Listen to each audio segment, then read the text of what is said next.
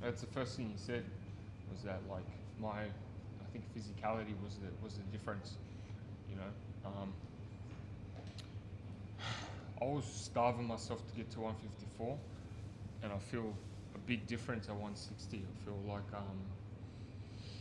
I just feel much stronger. You know, one of my big things is strength, being able to bully my opponents, and I felt like that's what I did. I was actually a bit in shock. I thought, you know, Errol Spence was a legend again, but how I felt in front of him just felt completely different. At what stage did you think you had it? Probably from round 3 onwards, and then I really felt like I could stop him at one stage, but then again, he knows how to bounce back. But again, he was on survival half the time. He was running around. I was touching him up to the body. I think that was a big difference. Every time I hit him, straight right to the body, he was going, you know, and sort of like me and him are the only ones that can hear that. And his body shots, they weren't landing. I was sort of catching. I was very well aware of it. My thing was to catch, shoot. That's what we practiced for the first 3 rounds.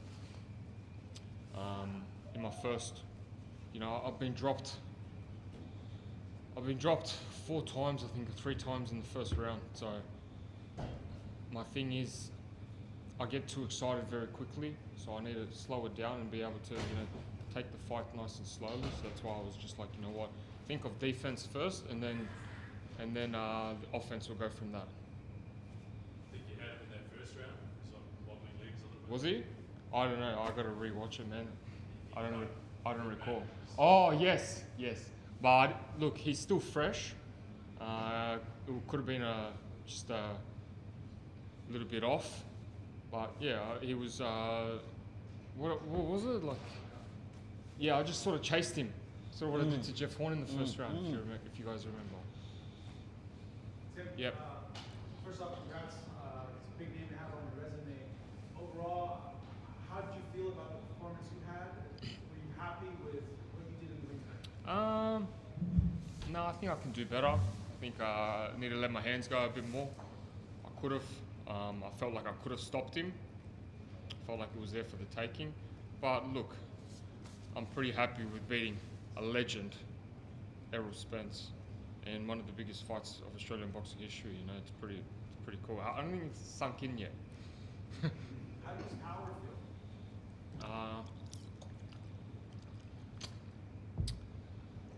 Nothing. Like, it was strong, but like, I don't know. It was nothing like I've never felt before. You know, as the fight progressed, did you like feel that he was fatigued? Yeah. Yeah. Yeah, I could feel it. When I was hitting him in the body, I could feel him like really slowing down. And I remember the face he had during Crawford, and he had the same face. It was like bruised up, and his eyes were swollen. His nose was busted from round 2. Straight right was really landing. I was trying to mix it up from head body. I was trying to just get rid of his front hand, his jab, just one of his biggest keys. And whenever he come in for the body, he was sort of, his head's here, so that's why I wanted to land a nice uppercut. I feel like I had fast twitch muscles. He's throws more punches and sort of at that same one rhythm at all times. That's what he's been great at, to break people down. But I was able to just beat him with speed. We didn't get to see from ringside, but by chance, did you have a chance to speak to him? Yeah, I did. I spoke to him. Yeah. Like, look, he's a legend of the game. I just asked him, actually, I go, what's one tip that you would give? He goes, stay patient. He goes, when you're not rushing in, you're very dangerous. When you wait, you're a very good counter puncher. And you've got very, very fast hands. Very reactive. So I think that's what made me win the fight. Even watching watching Errol in the previous fights. He's very, again, one-dimensional. He sort of doesn't have that. But I was watching Benavidez. You know, I watched him against Ramirez, and Ramirez is the same. He throws a lot of punches, but then Benavidez, what he does was he was able to control it, be able to block it, use his front hand, front guard, strong guard, and then let go with crazy combinations. Sort of trying to get that. Did you expect him to go to the body as often as he did? Yeah, that's one of his biggest game plan. He's very good at body shots, but the thing is, like it wasn't like it was landing, but I was catching. Like I'll admit if someone hit me to the body, usually the body shots hurt when you don't see them coming. Usually you get a couple touches to the head and then boom, out of nowhere you get a nice body shot.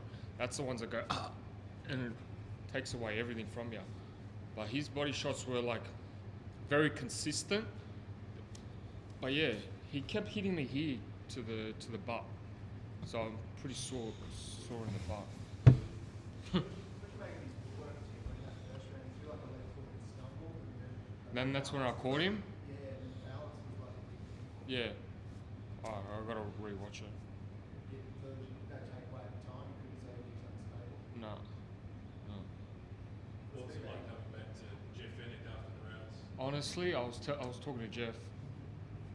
His energy, his corner advice. He's an unbelievable coach. You know, I've never really, like, he's a big leader. He takes in charge, you know, and I felt like very comfortable with him. I thought it was going to take a couple fights to adapt, even to Jeff's personality.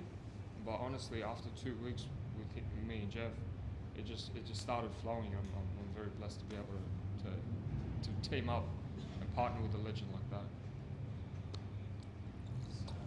Options now. Mara and middleweight. Yeah. Is Charlo still something? Oh, 100%. Yeah, 100%. I would love to. You guys felt it, man. That crowd, that feeling, you know, like, man, you can fight on different stages around the world, but man, to come out to something like that, the fact that we're doing a lot of Aussie boxing history, like legacy defining type stuff, man, it's pretty surreal, you know. So yeah, I do want to rest, but I do want to kick ass as well again. So, You spoke about potentially the time before that last fight. Yeah. That's going through your mind. The nights like tonight sort of remind you why you like this. yeah, for sure. But you know what, like, I was nervous because there was like so much on the line. I woke up at 4 a.m. this morning. I'm like, oh fuck, mind's racing and all this type of stuff. What am I gonna do if I lose? You know, that's the type of stuff that goes through your head. Do I really want to do this for a long time? Feel these 4 a.m. feelings? Do I really want this?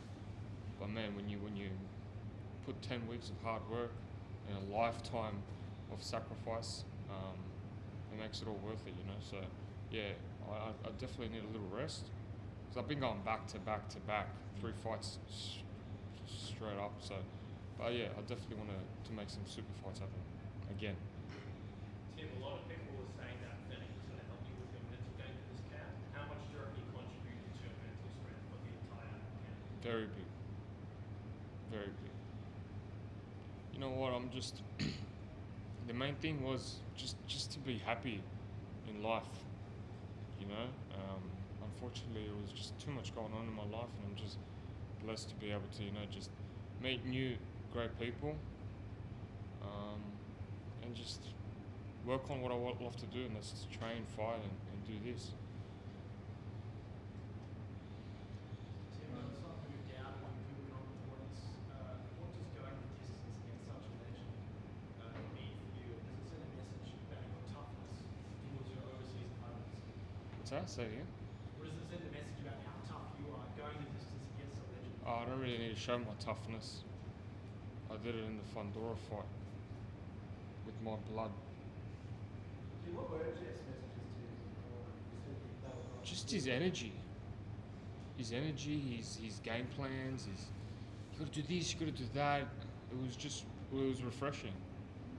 You know, he's an idol. You know, and he's not like a pad holder. He's someone that looks from afar and like a Wayne Bennett type style. You know, and you definitely feel it.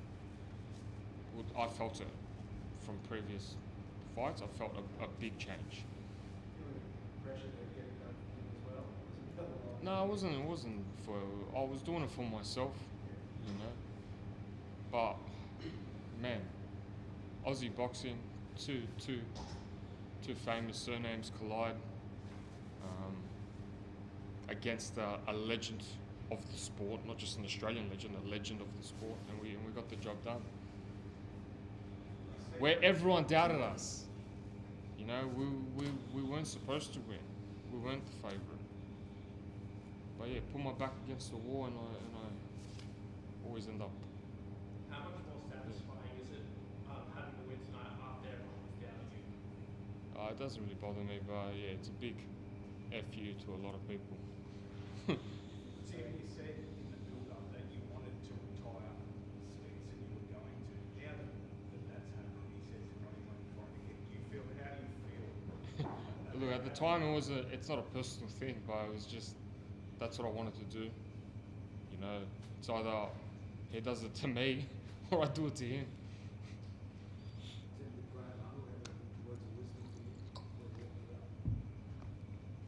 He said to me a special thing. He goes, "The reason you feel like this is because it's your night. It's a special night. It's your night, and this is why you feel something different." And that's what I felt. You know. Oh, was he here? I wasn't aware. But my mate put a bet with him. I think it was 10,000. Tszyu Brown. So Tszyu Brown won 10K. Thank you guys.